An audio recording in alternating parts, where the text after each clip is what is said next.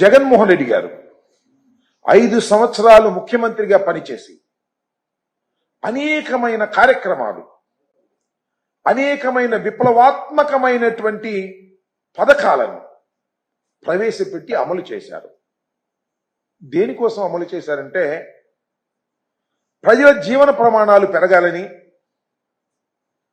మానవ వనరులే ఈ సమాజానికి సంపదని భావించి ముఖ్యంగా విద్య, వైద్యం, వ్యవసాయం మీద, అలాగే పోర్టులు, హార్బర్ లాంటి డెవలప్మెంట్ కార్యక్రమాల మీద రాష్ట్రంలో వేల కోట్ల రూపాయలు జగన్మోహన్ రెడ్డి గారు ఖర్చు పెట్టారు. విద్య మీద, వైద్యం మీద, పోర్టుల మీద. మీ అందరికీ తెలుసు, మనకి సుదీర్ఘమైనటువంటి సీ కోస్ట్ ఉన్నది. సుమారుగా 1000 కిలోమీటర్ల సీ కోస్ట్ ఉన్నది. ఇది ఒక సహజమైనటువంటి వనరు. పోర్టులన్నింటినీ డెవలప్ చేయాలనే ఉద్దేశంతో వాటి నిర్మాణాన్ని చేపట్టినటువంటి వ్యక్తి జగన్మోహన్ రెడ్డి గారు. సరే, ఈ పోర్టుల్లో కూడా వాటా ఇవ్వడానికి చంద్రబాబు నాయుడు గారు సిద్ధంగా ఉన్నట్టున్నాడు తెలంగాణకి. తెలంగాణలో కూడా తన పార్టీని, తన ప్రభుత్వాన్ని ఏర్పాటు చేయాలని ఆంధ్ర రాష్ట్రాన్ని కూడా తెలంగాణకి ఇచ్చేయాలనేటువంటి ప్రయత్నంలో చంద్రబాబు నాయుడు గారు ఉన్నట్టుగా మనకు అర్థమవుతుంది. అది వేరే అంశం అనుకోండి. మానవ వనరులే పెద్ద ఆస్తి అని భావించి జగన్మోహన్ రెడ్డి గారు కొన్ని వేల కోట్ల రూపాయలు మానవ వనరుల కోసం ఖర్చు పెట్టినటువంటి వ్యక్తి. ఈ సమాజం పేదరికం నుంచి బయటపడాలని, వారి ఆర్థిక పరిస్థితులు మెరుగుపడాలని సర్వశక్తులు 5 సంవత్సరాలు ఒడ్డి జగన్మోహన్ రెడ్డి గారు అనేకమైన కార్యక్రమాలను అభివృద్ధి చేసేటటువంటి ప్రయత్నం చేశారు. కానీ చంద్రబాబు నాయుడు గారు అధికారంలో వచ్చిన తర్వాత వీటన్నిటినీ కూడా మంట కలిపేసేటటువంటి కార్యక్రమం, వీటన్నిటినీ కూడా పక్కకు నెట్టేటటువంటి కార్యక్రమం. మీరు చూసినట్లయితే మానవుడికి విద్య, వైద్యం ఈ రెండు సక్రమంగా ఉంటే చాలా వరకు ఆ కుటుంబం అభివృద్ధి చెందుతుంది, ఆ సమాజం అభివృద్ధి చెందుతుంది అనేటువంటి ఒక సదుద్దేశంతో విద్య మీద, ఆరోగ్యం మీద శ్రద్ధ పెట్టినటువంటి వ్యక్తి జగన్మోహన్ రెడ్డి గారు. మీకు తెలుసు, విద్యలో నాడు నేడు కార్యక్రమాన్ని పెట్టి మొత్తం రాష్ట్రంలో ఉన్నటువంటి విద్యాలయాలన్నిటినీ కూడా బాగు చేసే కార్యక్రమం చేశారు. నిజంగా జగన్మోహన్ రెడ్డి గారు అధికారంలోకి రాకముందు పాఠశాలలన్నీ కూడా శిథిలావస్థకు వెళ్ళిపోయాయి. ప్రైవేటు కాలేజీలు దోచుకునేటటువంటి పరిస్థితికి వచ్చారు ప్రైవేటు పాఠశాలలు. కానీ జగన్మోహన్ రెడ్డి గారు అధికారంలోకి వచ్చిన తర్వాత ప్రభుత్వ రంగంలో ఉన్నటువంటి పాఠశాలలను ఆయన కోట్ల రూపాయలు ఖర్చు పెట్టి బాగు చేసి ప్రతి పేదవాడు చదువుకోవాలనేటువంటి ఉద్దేశంతో మరి పేదవాడికి అందుబాటులో ఉన్నటువంటి ప్రభుత్వ పాఠశాలలను మెరుగైన పద్ధతుల్లో తీర్చిదిద్దినటువంటి వ్యక్తి జగన్మోహన్ రెడ్డి గారు. అంతేకాదు, విద్యకు సంబంధించి ప్రతివాడు చదువుకోవాలనేటువంటి ఉద్దేశంతో, ప్రతివారు విద్యను అభ్యసిస్తేనే వారు పెద్దవారైన తర్వాత సంపాదన చేసుకోగలుగుతారు, సమాజం బాగుపడుతుందని భావించి అనేకమైన పథకాలు, ఫీజు రీఎంబర్స్మెంట్ కానివ్వండి, తల్లులు పిల్లల్ని బడికి పంపించాలనే ఉద్దేశంతో అమ్మఒడి తీసుకొచ్చారు. దాన్ని కాపీ కొట్టాడు చంద్రబాబు నాయుడు గారు. కాపీ కొట్టి తల్లికి వందనం అన్నాడు. అమ్మఒడి బాయే, తల్లికి వందనం జీవో ఇచ్చారు. MS-29 జీవో నెంబర్ MS-29 అమలు లేదు. అదేమంటే మీనమేషాలు లెక్కేస్తున్నారు. ఎప్పుడు దాన్ని మళ్ళా ప్రారంభిస్తారో తెలియనటువంటి ఒక క్రియేట్ చేశారు, ఒక అస్పష్టతను క్రియేట్ చేశారు విద్యాశాఖ మంత్రి గారు కూడా. అదేమంటే నెక్స్ట్ ఇయర్ నుంచి చేస్తామనేటువంటి మాట మాట్లాడుతున్నారు. దానితో పాటుగా విద్యా దీవెన, వసతి దీవెన, పౌష్టికాహారం ఉండాలనే ఉద్దేశంతో పిల్లలకి గోరుముద్ద, ఇలాంటి అనేకమైనటువంటి కార్యక్రమాలను ఆయన విద్యలో మార్పులు తీసుకొచ్చి ప్రతి వాడు చదువుకోవాలని భావించి చిత్తశుద్ధిగా ఆయన పనిచేసినటువంటి కార్యక్రమం. వాడన్నిటికీ తిరోధకాలు ఇచ్చేటటువంటి కార్యక్రమం చంద్రబాబు నాయుడు గారు చేస్తున్నారు. ఇప్పుడు 2 మాసాలు నిండి 3వ మాసంలో ప్రవేశించేసరికే అన్ని మూలన పడేసేటటువంటి కార్యక్రమం చేస్తున్నారు. ఇంకా వైద్య రంగంలో అయితే మీ అందరికీ తెలుసు, కని విని ఎరుగని మార్పులు తీసుకొచ్చినటువంటి ఘనత జగన్మోహన్ రెడ్డి గారిది. వైద్యం ప్రతి వాడికి అందితే వాడి ఖర్చు తగ్గుతుంది. ప్రభుత్వం వైద్యశాలల్లో ఉచితంగా వైద్యం అందాలని భావించి మరి విలేజ్ క్లినిక్లు కానీ, అర్బన్ క్లినిక్లు కానీ, పిహెచ్సిలు కానీ, సిహెచ్సిలు కానీ, ఏరియా ఆసుపత్రులు కానీ, జిల్లా ఆసుపత్రులు కానీ, దానితో పాటు టీచింగ్ ఆసుపత్రుల్లో సమూలమైన మార్పులు తీసుకొచ్చారు. సూపర్ స్పెషాలిటీ ఆసుపత్రులు ఏర్పాటు చేశారు. ఇంకా 17 కొత్త మెడికల్ కాలేజీలు ఏర్పాటు చేసి పనులు మొదలు పెట్టారు. దానిలో 5 అయితే పూర్తి చేశారు. సుమారుగా 750 మెడికల్ సీట్లు అదనంగా వచ్చేటటువంటి అవకాశం కల్పించారు. ఈ ఏడాది అయితే ఈ ప్రభుత్వం నిర్వాహకం వల్ల 5 కొత్త కాలేజీలు నిలిచిపోయేటటువంటి పరిస్థితి ఏర్పాటు చేశారు. దాంతో పాటు ఆరోగ్య సురక్ష, మన ఇంటికి వచ్చి అన్ని పరీక్షలు చేసి మందులు ఇచ్చేటటువంటి కార్యక్రమం పరిపాలన చేసినటువంటి ప్రభుత్వం వైఎస్ఆర్ కాంగ్రెస్ పార్టీ ప్రభుత్వం. జగన్మోహన్ రెడ్డి గారు చిత్తశుద్ధితో పనిచేశారు. విద్యలో కూడా ఇంగ్లీష్ మీడియం తీసుకొచ్చారు. ఎందుకంటే కాంపిటీషన్స్ తట్టుకోవడానికి వరల్డ్ వైడ్ గా మన తెలుగు వారు వెళ్లాలనేటువంటి ఉద్దేశంతో వెళ్తే చివరికి టోఫిల్ శిక్షణను కూడా తీసుకొస్తే ఆ టోఫిల్ శిక్షణ కూడా రద్దు చేసేటటువంటి పరిస్థితి. ఇవాళ ఇంగ్లీష్ మీడియం కూడా తిరోధకాలు ఇచ్చేటటువంటి పరిస్థితికి దిగజారిపోయారు. కాబట్టి ఇలా ప్రతి పథకాన్ని నీరు కార్చేసి ఆయన ఇచ్చిన హామీలను మాత్రం నిలబెట్టలేనటువంటి పరిస్థితికి చంద్రబాబు నాయుడు గారు దిగజారిపోయేటటువంటి కార్యక్రమం చేసి ఇవాళ అన్ని పథకాలు ఎగ్గొట్టేసి ఇవాళ రేపు అనుకుంటా బహుశా రేపేమో గుడివాడలో అన్నా క్యాంటీన్ ఓపెన్ చేస్తున్నారు. ఆ తర్వాత అన్ని చోట్ల అన్నా క్యాంటీన్లు ఓపెన్ చేస్తారు. మొత్తం మేము అన్నా క్యాంటీన్లు ఓపెన్ చేయటము ఏదో 10 మంది పేదవాళ్ళకి తిండి పెట్టడానికి మేము వ్యతిరేకం కాదు. కానీ ఇవాళ ఏం చేస్తున్నారు మీరు ఈ రాష్ట్రంలో? పేద ప్రజల్ని ఆదుకోవలసినటువంటి అన్ని అంశాలని కూడా పక్కన పెట్టేసి కాస్త అన్నం పెడతాం రండి, ఒక 300 మందికో 400 మందికో అన్నం పెడతాం అనేటువంటి కార్యక్రమానికి మీరు తెలదీశారు. ఇది చాలా అన్యాయమని మనం చేస్తున్నాం. ఏదో 10 మందికో 20 మందికో లేకపోతే 100 మందికి పెడతారు, 300 మందికి పెడతారు. ఇంతకుముందు జరిగినటువంటి కార్యక్రమం నేను చూశాను.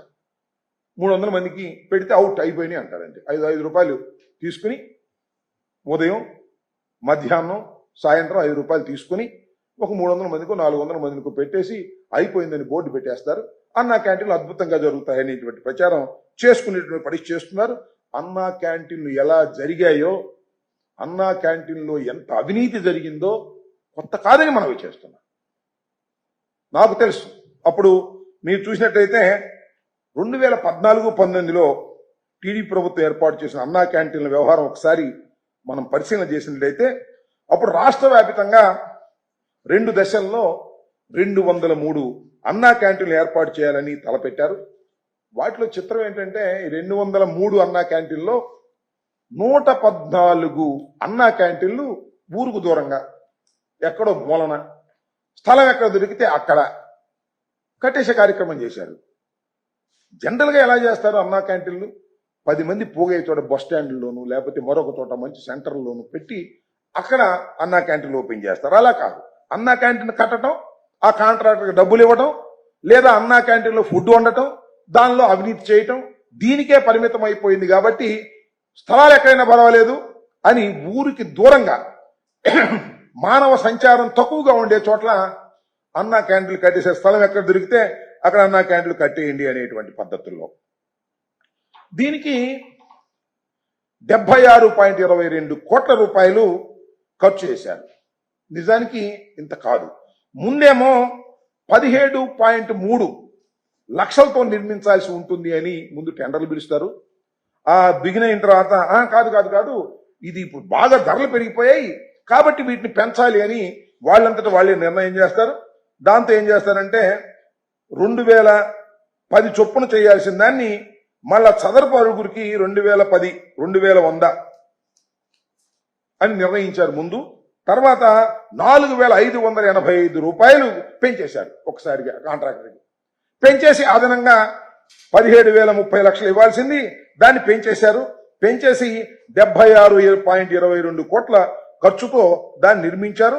దీనిలో 53.33 కోట్లు పక్కదారి పట్టించారు. పక్కదారి పట్టించారంటే ఎవరైతే కట్టారో వాళ్ళకి అదనంగా ఇచ్చేటటువంటి పరిస్థితి చేసి వాళ్ళకి లాభం చేకూర్చే విధంగా చేసేటటువంటి ప్రయత్నం చేసి దీనిలో 31.11 కోట్లు అదనంగా చెల్లించేటటువంటి కార్యక్రమం చేసి దీనిలో డబ్బులు కాజేసేటువంటి కార్యక్రమం. ఎవరైతే ఆ రోజు అన్నా క్యాంటీన్లు నిర్మాణం చేశారో అది కూడా వాళ్ళకు తెలిసినటువంటి కార్యకర్తల చేత కట్టించుకొని దానిలో అధికమైనటువంటి లాభాన్ని పొందేటటువంటి కార్యక్రమం చేసినటువంటి దుస్థితి మనకు కనిపిస్తా ఉంది. దాంతో పాటుగా ఒక్కొక్క అన్నా క్యాంటీన్ కి లోపల షోకులు చేశారు ఇంటీరియర్స్ అని చెప్పేసి. దానికి 8.98 లక్షలు ఒక్కో దానికి ఖర్చు పెట్టి దానికి 18.72 కోట్లు ఖర్చు చేశారు. ఈ విధంగా అన్నా క్యాంటీన్లు అనేటువంటివి అవినీతి కూపాలుగా మారిపోయాయి ఆ రోజుల్లో. దీని మీద ఒక కమిటీ వేసి ఎంక్వైరీ చేసి ఆ కమిటీ ఇచ్చిన రిపోర్ట్ ప్రకారం నేను చదువుతా ఉన్నాను ఈ విషయాలన్నీ కూడా. అన్నా క్యాంటీన్లు ప్రారంభించే ముందు అన్నా క్యాంటీన్ నిర్మాణంలో విపరీతమైన దోపిడీ కార్యక్రమం చేసి డబ్బులు కాజేసే కార్యక్రమం చేసి తర్వాత అన్నా క్యాంటీన్ ఓపెన్ చేశారు. అన్నా క్యాంటీన్ ఓపెన్ చేసిన దానిలో కూడా ఏం జరుగుతూ ఉంటుందంటే అన్నా క్యాంటీన్ ఫుడ్ దగ్గర కూడా చాలా అవసరమైనటువంటి పరిస్థితులు ఏర్పాటు చేసే కార్యక్రమం చేసినటువంటి సందర్భాలు ఉన్నాయి. ఇవాళ చూస్తున్నాం మనం. ఎవరికి ఇచ్చారయ్యా మీరు అంటే, సరే అక్షయ పాత్రకి ఇస్తే అది స్వచ్ఛందంగా చేస్తున్నటువంటి సంస్థ, దాన్ని ఏం తప్పు పట్టట్లా. అక్కడ ఎంతమందికి ఇచ్చారు అక్షయ పాత్రలో, మిగతా వాళ్ళకి ఎంతమందికి ఇచ్చారు బయట వాళ్ళకి, దానిలో వివరాలు లేవు. అంతా గూడుపడానిలాగా చేరి చేసేస్తున్నారు.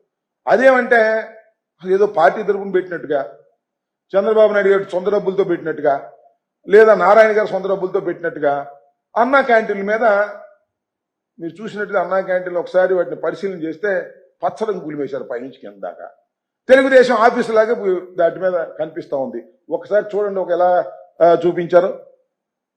చూపించే ఇదిగో చూడండి, వర్షం తీ ఒకసారి.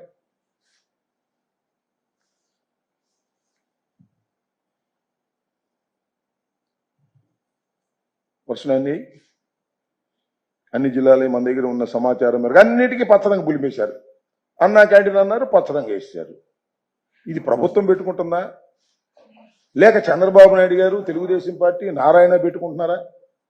ప్రభుత్వ సొమ్ముతో మీకు ఒకటి గుర్తుండే ఉంటుంది. వైఎస్ఆర్ కాంగ్రెస్ పార్టీ అధికారంలో ఉన్నప్పుడు ఇలాగే మాకు వైఎస్ఆర్ కాంగ్రెస్ పార్టీ జెండాకి దగ్గరగా ఉన్నటువంటి రంగులేదో వేశామని హైకోర్టుకి వెళ్ళారు, సుప్రీంకోర్టుకి వెళ్ళారు. సుప్రీంకోర్టులో ఆర్డర్స్ ఇచ్చాయి పార్టీ రంగులు వేయడానికి వీల్లేదని. వైకాపా రంగులు వేయడం దారుణం. ఇది చంద్రబాబు నాయుడు గారు మరి ఇప్పుడు అచ్చెన్నాయుడు గారు ఇచ్చినటువంటి స్టేట్మెంట్. వైకాపా రంగులు వేయటం దారుణమే, మరి తెలుగుదేశం రంగులు వేయటం బ్రహ్మాండమా? మీరు అధికారంలోకి వస్తే మేము దగ్గరగా ఉన్న రంగులు వేసామని చెప్పేసి గందరగోళం చేశారు. వాళ్ళ పచ్చరంగు పులిమేసి భయంకరంగా ఇది తెలుగుదేశం ఆఫీసులాగా కనిపిస్తా ఉన్నాయి. కొన్ని అయితే నా కాన్స్టిట్యున్సీలో అయితే చూశాను నేను, ఒక పంచాయతీ ఆఫీసు మొత్తం పచ్చరంగు పులిమేశారు. సరే అక్కడ ఎవరో పులిమేరో లోకల్ లీడర్ అంటే అనుకోవచ్చు, ఇదేంటిది అని అడుగుతా ఉన్నా. దీనికి సమాధానం చెప్పవలసినటువంటి బాధ్యత నారా చంద్రబాబు నాయుడు గారికి, తెలుగుదేశం ప్రభుత్వానికి ఉంది. ఇలా అన్ని పథకాలు ఎగ్గొట్టేసి కేవలం ఏదో ఒక పూట రెండు పూటలు భోజనం పెట్టి ప్రజల్ని తప్పుదోవ పట్టించి ప్రజల్ని పేదరికం నుంచి బయటకు తీసుకురావాలనేటువంటి ఒక సిద్ధాంతాన్ని ఏదైతే జగన్మోహన్ రెడ్డి గారు భావించారో, చదువు వైద్యం అందించడం ద్వారా పేదవారిని పేదరికం నుంచి బయటకు తీసుకురావాలనే ప్రయత్నం చేశారో అవన్నీ వదిలేసి పేదవారిని మరింత పేదవాడిగా చేసేటటువంటి కార్యక్రమం చంద్రబాబు నాయుడు గారు చేయటం చాలా దురదృష్టకరమని. అన్నా క్యాంటీన్లో అంత అవినీతి జరిగింది. అలాంటి అన్నా క్యాంటీన్లు మళ్ళా అవినీతికి పాల్పడేటువంటి పద్ధతులు ఇప్పుడు ఎంతెంత ఖర్చు పెట్టారో, దీనికి మళ్ళా కొత్త పాతాడికి రంగులు వేశారు కదా, దానికి ఎంత ఖర్చు పెట్టారో ఏమిటో రాబోయే కాలంలో మళ్ళా చాలా వివరంగా మనకు తెలుస్తాయి. ఇంకా సమాచారం లేదు. ఆ సమాచారం వచ్చిన దాని మీద కూడా వివరంగా చెప్తామని కూడా చెప్పే ప్రయత్నం కూడా చేస్తామని ఈ సందర్భంగా నేను చెప్పదలుచుకున్నాను. టోటల్గా నేను చెప్పదలుచుకుంది ఏమిటంటే, జగన్మోహన్ రెడ్డి గారు ఏదైతే ప్రజల్ని పేదరికం నుంచి బయటకు తీసుకురావాలని తన సంక్షేమ కార్యక్రమాల ద్వారా 2,70,000 కోట్ల రూపాయలు ఏ రకమైనటువంటి అవినీతి లేకోకుండా వారి అకౌంట్స్లోకి వేస్తే వారు చాలా సంతోషంగా జీవితాన్ని గడిపి వాటిని పెట్టుబడిగా పెట్టుకొని జీవితాన్ని బాగు అనుకున్నారు. ఇవాళ ఎన్ని ఆపేశావు. ఎంతటి పరిస్థితి ఉందంటే డ్రైవర్లను చూస్తున్నాం పాపం. వాళ్ళు ఓనర్ల దగ్గర డబ్బులు అడుగుతున్నారు. అయ్యా మా అబ్బాయికి ఫీజు కట్టుకోవాలి, మా పిల్లోని బడికి పంపించాలి అని అడిగేటువంటి పరిస్థితి ఏర్పడింది. వాళ్ళ ఒక 2 నెలలకే. రాబోయే కాలంలో ఎంత దారుణంగా ఉంటుందో నేను ప్రత్యేకంగా చెప్పాల్సిన అవసరం లేదు. పేదవాడి యొక్క పరిస్థితి ఆ రకంగా దిగజారిపోయేటటువంటి కార్యక్రమం చేసి ఇలాంటి ఏదో పప్పు బెల్లాలు పెట్టి ఓహో సంతోషపడండి అనేటువంటి పద్ధతి చేయటం చాలా దుర్మార్గం. కోర్స్ అన్ని పథకాలని అమలు చేయండి, పేదవాడికి అన్ని అందించండి. అందించుకోకుండా దీన్ని గొప్ప కార్యక్రమంగా చెప్పడం అనేది ధర్మం కాదు. 10 మందికి అన్నం పెట్టడం మంచి పెట్టుకోండి, అభ్యంతరం లేదు. కానీ అన్ని ఆపేసి ఈ కార్యక్రమం చేయటాన్ని సరైనటువంటి విధానం కాదని ఈ సందర్భంగా నేను చెప్పదలుచుకున్నాను. ఇంకా రెండోది ఏంటంటే ఉత్తరాంధ్ర సంబంధించి ఎమ్మెల్సీ ఎన్నికలు నోటిఫికేషన్ జరిగింది. నిన్నటితో నామినేషన్స్ ప్రక్రియ పూర్తయింది. దానిలో బొత్స సత్యనారాయణ గారు వైసీపీకి సంబంధించి అభ్యర్థిగా చాలా ఎర్లీగా నోటిఫికేషన్ వచ్చినప్పుడే వారిని అనౌన్స్ చేయడం జరిగింది. ఆ తర్వాత నిన్న ఒకసారి పరిశీలన చేసినట్లయితే ఆల్మోస్ట్ ఆల్ యునానిమస్ గా ఆయన ఎన్నిక కావాల్సినటువంటి పరిస్థితులు ఏర్పడినటువంటి విషయాలు మనకు చాలా స్పష్టంగా అర్థమవుతా ఉన్నది. దానిలో సుమారుగా దీనిలో ఇక్కడ చెప్పదలుచుకుంది ఏంటంటే చంద్రబాబు నాయుడు గారు నిన్న పోటీ పెట్టడం లేదు అని తెలుగుదేశం పార్టీ ప్రకటించింది. నిన్న 3 గంటలకి సుమారుగా అందరికీ అర్థమైంది. అప్పుడు ఎవరు ఇంకొక అభ్యర్థి ఉన్నారు, ఆ అభ్యర్థి కూడా ఇండిపెండెంట్ అభ్యర్థి. ఆయన విత్డ్రా చేసుకుంటే యునానిమస్ అవుతారు, లేకపోతే ఎన్నిక జరిగితే బొత్స సత్యనారాయణ గారు గెలుపొందుతారు. బొత్స సత్యనారాయణ గారు ఎమ్మెల్సీగా గెలుపొందటం అనేది అనివార్యమైన పరిస్థితి ఏర్పడింది ఇవాళ. దీనికి కారణం ఏమిటంటే చంద్రబాబు నాయుడు గారు విలువలకు కట్టుబడి, నైతిక విలువలకు కట్టుబడి ఆయన పోటీ పెట్టలేదు. పోటీ పెడితే మేము గెలిచేవాళ్ళం. ఆయన నైతిక విలువలకు గౌరవం ఇచ్చినటువంటి వ్యక్తి అని డబ్బా కొడుతున్నారు. ఆ హోంమంత్రి గారు అలాగే రాష్ట్ర అధ్యక్షుడు ఆయన ఇద్దరు నిన్న బజాయిస్తున్నారు. నాకు అర్థం కాల. చంద్రబాబు నాయుడు గారి నైతిక విలువ గురించి,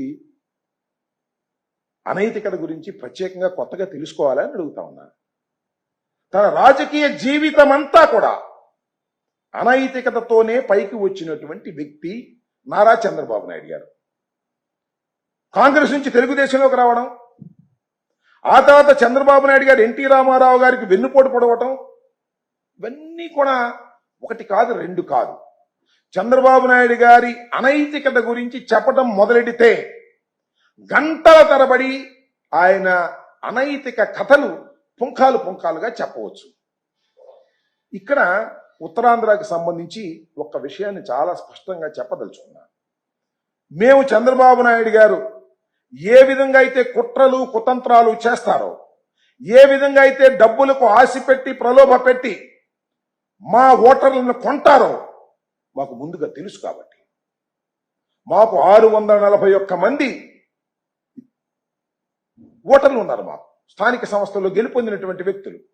మాకు వాళ్ళకి తేడా ఒక 226 మంది వాళ్ళు, మేము 641 మంది. మేము ఇంత పెద్ద సంఖ్యలో ఉన్నా కూడా చంద్రబాబు నాయుడు గారు ప్రలోభ పెట్టగలదు. ఇదే కొత్త కాదు, జగమెరిగిన సత్యం. ఇంతకుముందు చూశాము తెలంగాణలో. బ్రీఫ్డ్ మీ కథ. ఒక ఎమ్మెల్సీనే కొనాలని ప్రయత్నం చేశాడు ఆయన. నైతికతతో ఇవాళ మాకు వదిలేశాడట, అనైతికతకు పాల్పడకూడదట అనేటువంటి మాటలు చెప్పి డబ్బా కొట్టుకునే కార్యక్రమం చేస్తున్నారు ఇవాళ దురదృష్టవశాత్తు. నేను మనవి చేస్తున్నా, మొట్టమొదటిగానే జగన్మోహన్ రెడ్డి గారు ఉత్తరాంధ్రకి సంబంధించిన రాజకీయ నాయకులందరినీ పిలిచి మాట్లాడి ఏకగ్రీవంగా బొత్స సత్యనారాయణ గారిని ముందుగా నిర్ణయించి, మీ అందరికీ తెలుసు, చాలా మంది చూస్తుంటారు, కోడి పిల్లల్ని గద్దెత్తుకుపోతా ఉంటది. పాపం ఆ కోడి ఆ రెక్కల కింద పిల్లల్ని కాపాడుకుంటూ ఉంటుంది. మేము కూడా అదే విధంగా నోటిఫికేషన్ వచ్చిన దగ్గర నుంచి బొత్స సత్యనారాయణ గారి అభ్యర్థిత్వం ఖరారైన దగ్గర నుంచి జగన్మోహన్ రెడ్డి గారు అందరినీ జడ్పీటీసీని, ఎంపీటీసీని నియోజకవర్గాల వారీగా ఇక్కడ వారందరికీ కూడా చెప్పి మన అభ్యర్థిగా బొత్స సత్యనారాయణ గారు నిలబడబోతున్నాడు, ఆయన గెలిపించే బాధ్యత మీది అని వారిని సంరక్షించుకున్నాం. గద్ద నుంచి కోడి పిల్లల్ని ఏ విధంగా కాపాడుకోవాలో ఆ విధంగా కాపాడుకున్నాం.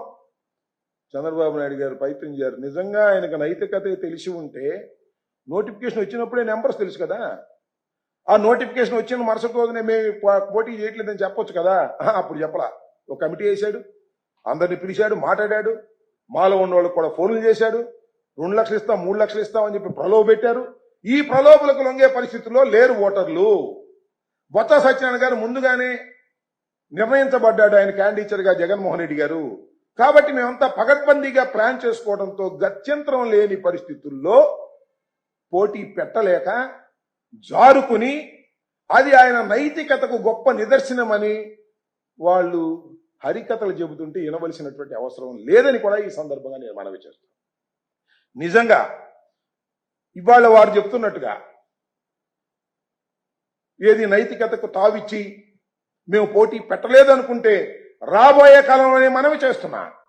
రాబోయే కాలంలో 4 సంవత్సరాల దాకా అవిశ్వాస తీర్మానం పెట్టడానికి వీల్లేదు. ఏది మున్సిపల్ కమిషనర్స్, మున్సిపల్ చైర్మన్స్ మీద కానీ, లేదా కార్పొరేషన్ చైర్మన్స్ మీద కానీ, లేదా ఎంపీపీల మీద కానీ, అది అయిపోయిన తర్వాత ప్రారంభమైంది. అప్పుడు చూస్తాం కదా మీ నైతికత ఏమిటో. అప్పుడు మీరు ఎన్ని పైరువేలు చేస్తారో తెలియదా? ఇక్కడ దాగేందుకు మొన్న స్టాండింగ్ కమిటీ ఎన్నికల్లో, విశాఖపట్నం స్టాండింగ్ కమిటీ ఎన్నికల్లో ఎన్ని ప్రలోభాలు పెట్టి మోసాలు చేసి ఓట్ల దగ్గర కౌంటింగ్ లో కూడా తేడా చేసి మీరు గెలుపొందినట్టుగా ప్రకటించుకున్నటువంటి పరిస్థితి మేము చూడలేదా?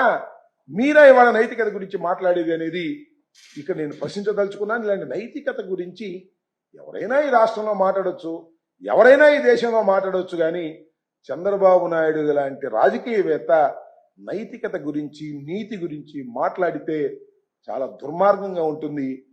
అదే వేదాలు దెయ్యాలు వేదాలు వర్ణించినట్టుగా ఉంటుందంటారే, అలా దెయ్యాలు వేదాలు వర్ణించినట్టుగా నైతికత గురించి మాట్లాడుతూ ఉంటుంది. వేదాలు వర్ణించవలసింది పెద్ద పెద్ద పండితులు, పురోహితులు, వాళ్ళు వేదాలు వర్ణించాలి తప్ప ఇలాంటి చంద్రబాబు నాయుడు గారు లాంటి దెయ్యం స్వభావం ఉన్న వాళ్ళు వేదాలు వర్ణిస్తే చాలా విచిత్రంగా ఉంటుందని ఈ సందర్భంగా నేను చెప్పదలుచుకున్నాను.